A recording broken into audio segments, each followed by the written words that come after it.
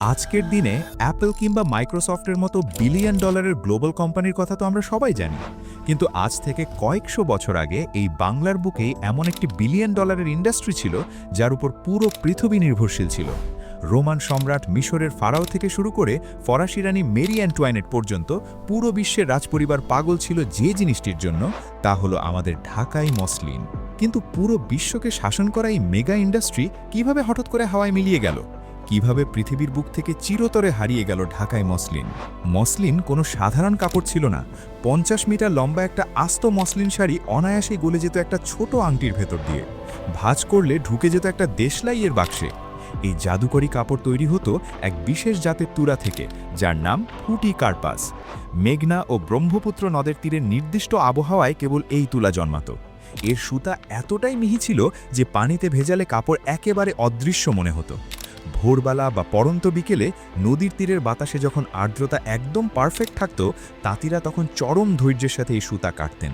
এটা ছিল বাংলার তাঁতিদের এক অকল্পনীয় শিল্পবোধ আর সুপার হিউম্যান স্কিল। কিন্তু বাংলার এই বিলিয়ন ডলারের ইন্ডাস্ট্রির মৃত্যু ঘণ্টা বেজে ওঠে 1765 সালে।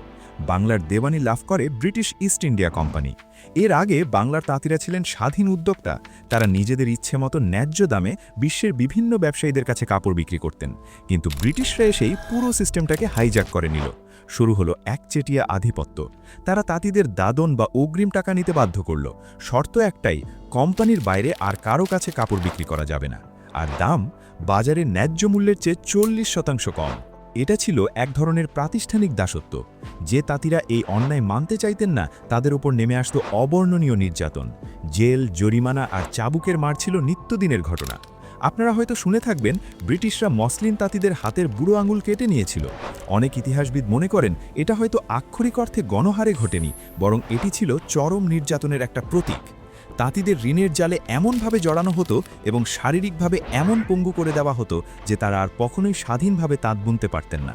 তাঁতিদের ওপর এই নির্মম অত্যাচারের মাঝেই আসে দ্বিতীয় এবং চূড়ান্ত আঘাত, ব্রিটিশ শিল্প বিপ্লব। ইংল্যান্ডের ম্যানচেস্টারে তখন মেশিনে তৈরি হচ্ছে সস্তা সুতি কাপড়, কিন্তু বাংলার হাতে বোনা মসলিনের কোয়ালিটির কাছে সেই কাপড় কোনোভাবেই টিকতে পারছিল না। তখন ব্রিটিশ সরকার খেলল তাদের সবচেয়ে নোংরা চাল।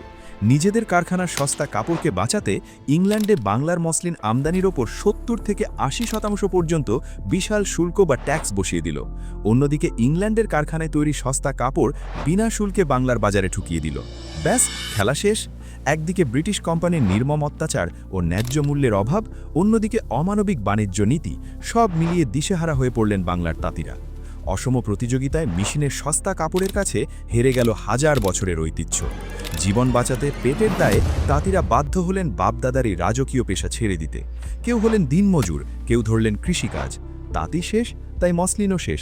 আর সবচেয়ে বড় ট্র্যাজেডি হলো, যে ফুটি কার্পাস গাছ থেকে এই জাদুকরি সুতা আসত, সংরক্ষণের অভাবে সেটিও একসময় পৃথিবী থেকে চিরতরে বিলুপ্ত হয়ে গেল।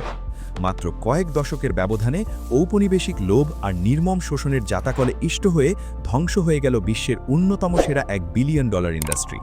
ঢাকায় মসলিন আজ আর নেই, কিন্তু ইতিহাসের পাতায় এটি আজও এক নীরব সাক্ষী হয়ে আছে, যা মনে করিয়ে দেয় কিভাবে একটি সাম্রাজ্যের লোভ আমাদের হাজার বছরের গৌরবকে মাটিতে মিশিয়ে দিয়েছিল।